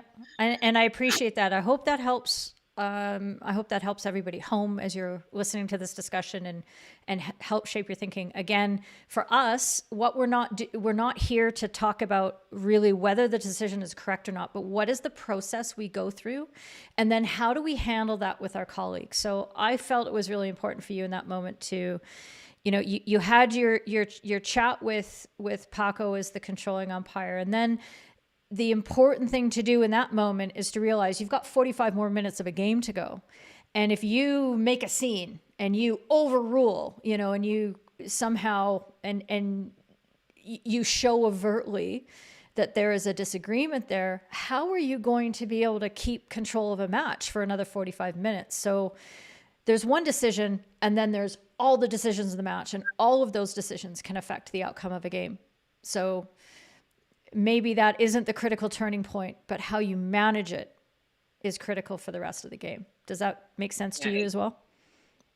Yeah, of course. It's just about that, how you work with this. And the thing is, if you won't be sure with yourself in the rest of the game, players will feel it. Yep. And it will turn against you. So that was one of the learning points for me through the career, and it is not working all the time, of course, because it's difficult. Like knowing that you, for example, you made a mistake, or you are not comfortable with the decision, but the game is running on. You need to be there for the rest of the decisions, and that's what it is. I mean, it's like when you are playing golf and you miss a 3-footer, 3-foot putt, you miss it, and then you have on a first hole, and then you have 17 holes to play. What makes you better golfer or better player if you forgot that you missed that putt and you are playing till the end? Because if you will think about that moment, then you most probably will miss another 5. Yeah, absolutely. Barry chiming in here that the worst club matches where the umpires don't work together or one tries to dominate. I think you're absolutely right, Barry. It's our performances are a team effort for sure. So thanks for that, and thanks for leading us through that. That was really important. I think all the rest of the questions are going to be so much easier. The hard part's over now. So there you go. I'm going to bring this one in from Instagram. Again, Jade just hitting up all over the place. What's the toughest call or decision you've had to make? Because I bet that wasn't it. I bet you've had harder ones. This one. Was it? All right. Well, No, there you go. Yeah, well, I think the most difficult and toughest decisions what we are doing are in the video box. It's a different skill what you need to when you are sitting upstairs, because I think for me, it's very easy to make decisions on the pitch, because you have less than a second to make the decision, and if you're right or not, you just made the decision. But when you are sitting in a video box, then you have so many angles, and you can slow the play down, and tough. So I think one of the most difficult decisions what I did was in that crazy Champions Trophy. I think, I'm not sure if it was semi-final or the last pool game between India and Holland. I remember the call. Yep. Yeah, so I think it was very tough. After the game, because when you're sitting in a box, there is nothing like home team is playing and 10,000 spectators there, and so on and so on. So you're just focused on that decision. Yep. And it was a decision very close to the end. In the end, it was like that. After the decision, the Holland was not going to the final of the Champions Trophy in Holland, and a couple of things. But I think that was one of the toughest decisions, and I discussed it a day after with Max Caldas as well. So yeah, it was interesting. Yeah, that would be a tough conversation. He's It was, but I think it's part of the game to discuss. I mean, if you have a coach asking you in a normal way, not when you are umpiring and he takes your time and focus. If it's after the game, why not? Even if you make a mistake, that's life. We are human. Yeah, absolutely. No, I understand that. I don't want to dwell on negative here, but these are the questions that came in, but maybe this ties in a little bit. Pixel Acrobat. What was the worst situation of your umpire life, and how did you solve it? Was it that one? Okay. So we're covering it nicely. I just want these people to know that I'm going through their questions and I'm taking them very, very seriously, even if they're repetitive. No, it's perfect. I really like that easy questions, like very positive, like the toughest decision. Here's one. The first thing on the page. Here's one. Rituals before the match. No, nothing. I don't believe in rituals. I mean, like, I'm happy to go on the pitch and enjoy the atmosphere. Yeah. And I think that's important to say, because I think a lot of umpires feel like that they'll hear that somebody has a ritual, that they have a certain set of music they like to listen to, or a certain warm up, or they have their special socks, or whatever the case might be. And then they think, oh, well, I need to have special socks, and I need to have a playlist, and I need to do that thing. And I used to be like that as an umpire. I thought I needed to, and I searched and I searched and I searched for something that I thought was going to get me into the zone. But it wasn't until very late in my career that I realized, you know what I need is I just need to relax. And that means I need to be joking around with people. So in my heart, I was probably a lot like you, but I couldn't figure it out until too late, that I just needed to gas around and to feel happy and to enjoy myself. And then I'd go out and I'd have a great game, instead of being all, I need to focus and I need to get in a zone and sort of that sort of thing. So I think it's really great that you know yourself that well and you don't try to fit yourself into another box. Yeah. I just think it's important when you know what works for you. Mm-hmm. I mean, I know guys who have their rituals, and if it works for you, just keep it. I mean, if you need your special socks and then you are much better on the pitch, take it. Yeah. But you need to know what works for you, and if it works, don't change it. Yeah. Absolutely. I love that. Here's a little question from Ian again. How old were you when you started umpiring? You covered it a little bit, but just what encouraged you to become one? What really grabbed you when you first started out? Because you said you were 20. Yeah. I was, well, like the real umpiring I started when I was 25 after football. But before that, I just went on the pitch and I was there because there was no one other who could do that job. But actually, why I started with umpiring was one of the things that I was looking for. A team around you, because one of the things when I left football was I was a little bit afraid that I will miss the team spirit, the changing room spirit, or how you call it. Yeah. So that was when I went to hockey, and it's funny to say, but I still really feel a very team spirit in umpiring between us, but even like with the players, with hockey family. Sounds weird, but it was really great to be in Valencia and to be feel of that, like with all the officials. Like there are so many volunteers in Valencia who are such a nice people, and I think it's that kind of family. But I was happy to be there with the players and like to talk with them after the game, and that's it. You just it was just like COVID what shows us what really means to you, and that was one of the things what I was really surprised. I really loved umpiring. I really did. I really like hockey, but now when I didn't have anything of that, I was really missing that. I was really missing it.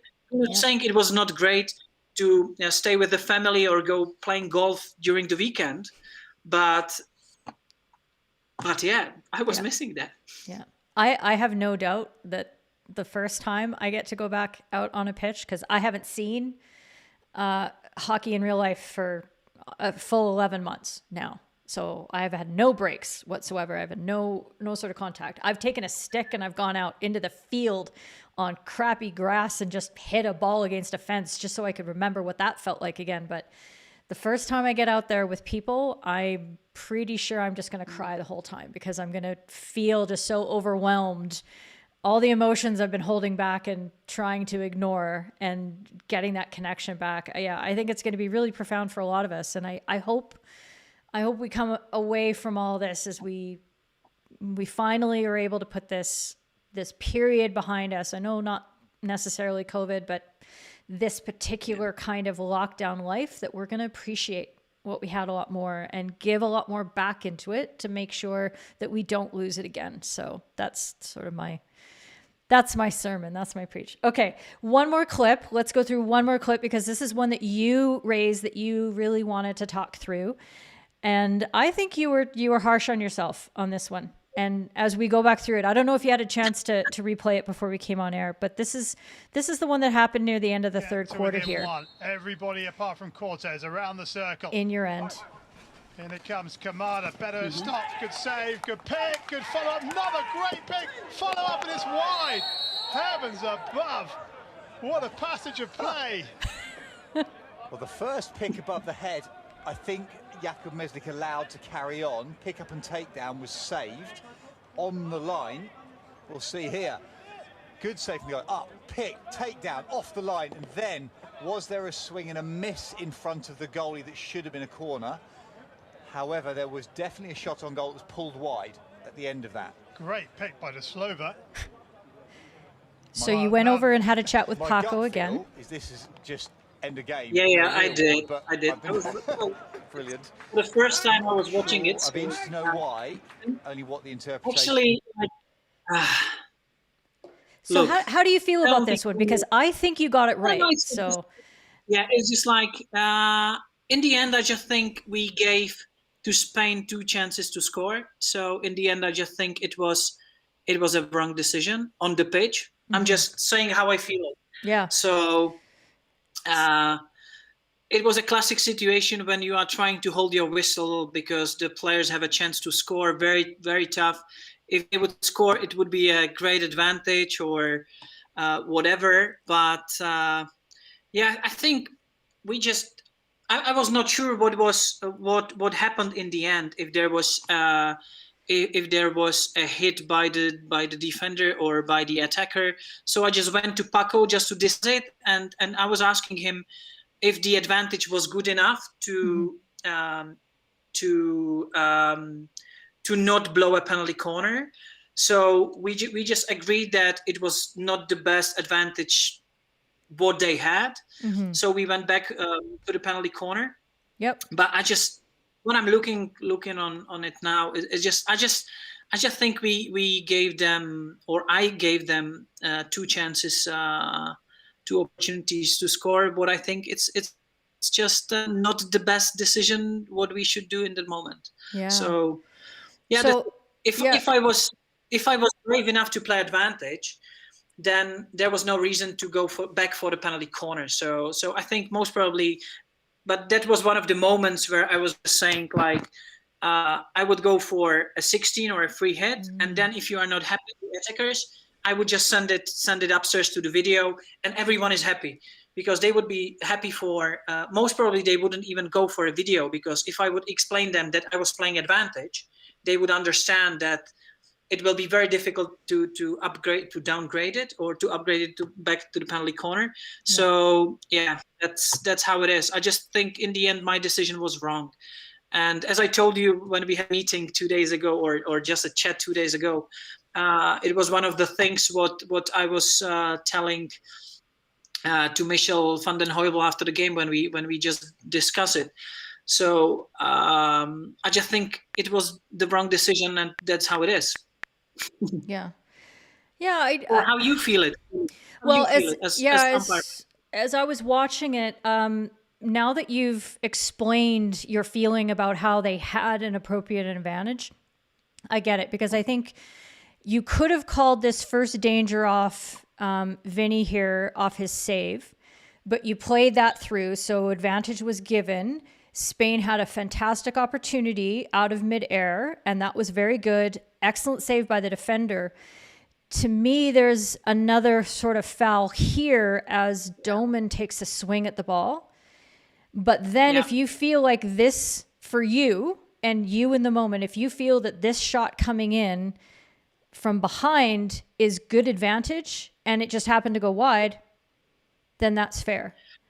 That was the discussion about. I think the first ball, it was not even, in my eyes, it was not even danger. Okay, because cool. it was going wide. I mean, it was a decision of the Spanish player to take that ball down. So, and it went like, if he would miss it, it won't be danger. Yep. So, and it was way above his head. So for me, it was about the second ball. Yep. And I think if I look on it back now, I just think we were too nice at the or I was too nice. So give them 2 chances, and that's what really don't want to disadvantage a team, of course. Right.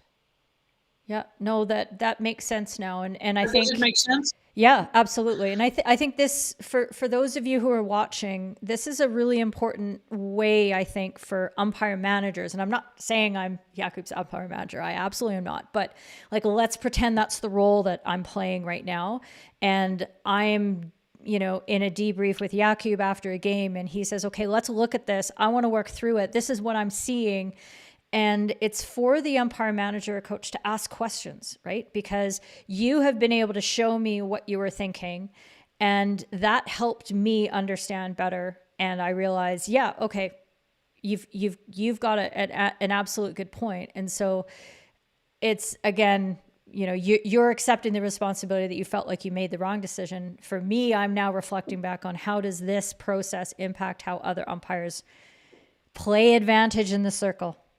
And how do they handle, okay, was that a good opportunity? And now I do not go back for that penalty corner, because that was, for you, a great opportunity at that level. An opportunity at the same level as a penalty corner would have been, right? So if that's the case, awesome. And I think you nailed it, and I think you helped.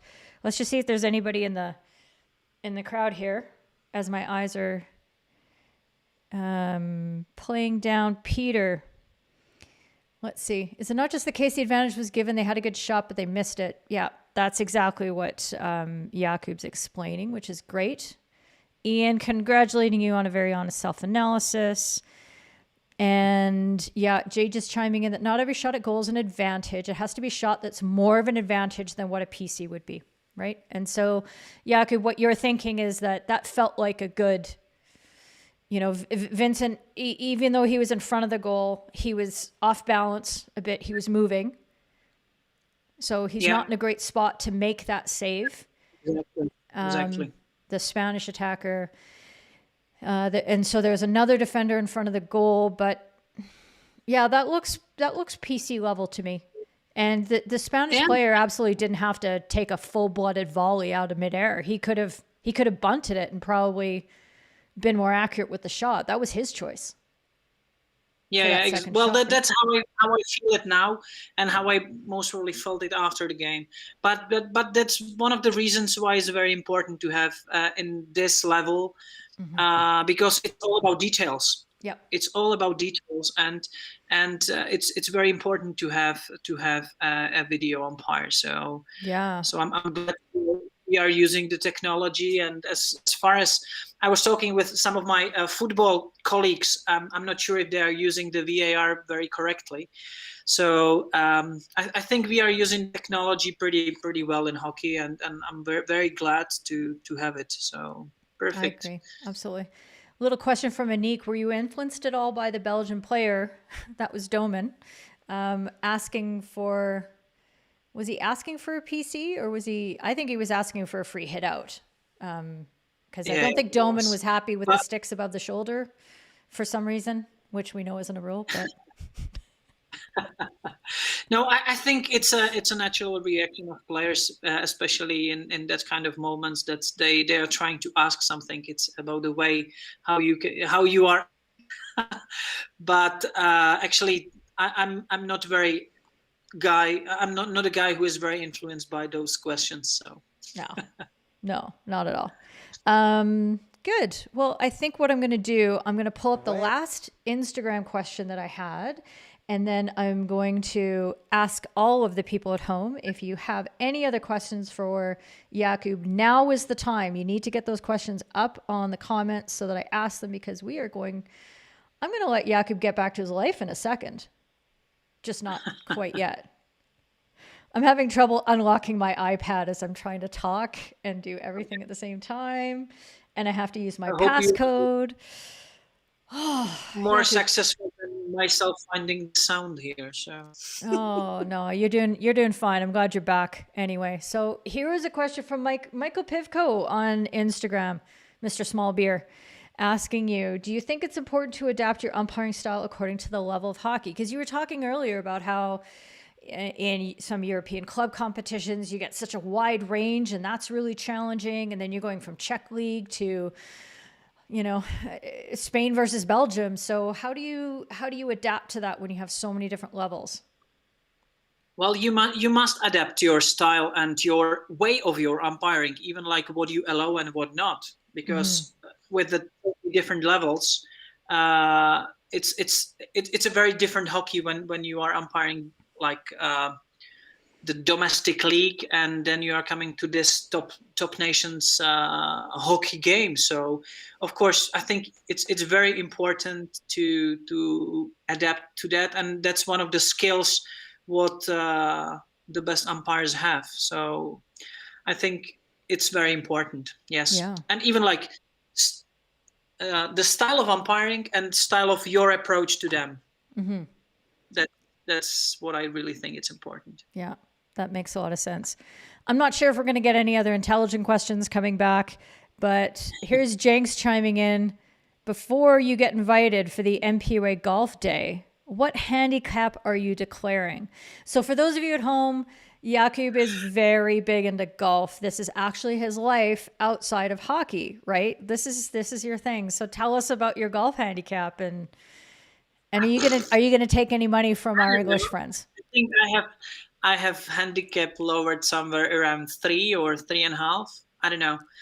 So yeah, but to be very honest, I didn't have so much time to play golf in last 2 years, let's say, because I'm working as a golf club manager. Yes. And if you are managing the golf club, you can't play the same golf course you are managing, because then you are not enjoying the game, because you see all the stuff, what is going on, and why the bunkers are not raked, why the green is not cut how you expect. So yeah, it was funny because I was trying to count my rounds at my golf club last year, and it was something around 5 or 6.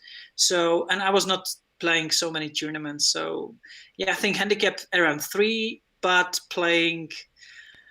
I'm glad I'm playing under 80.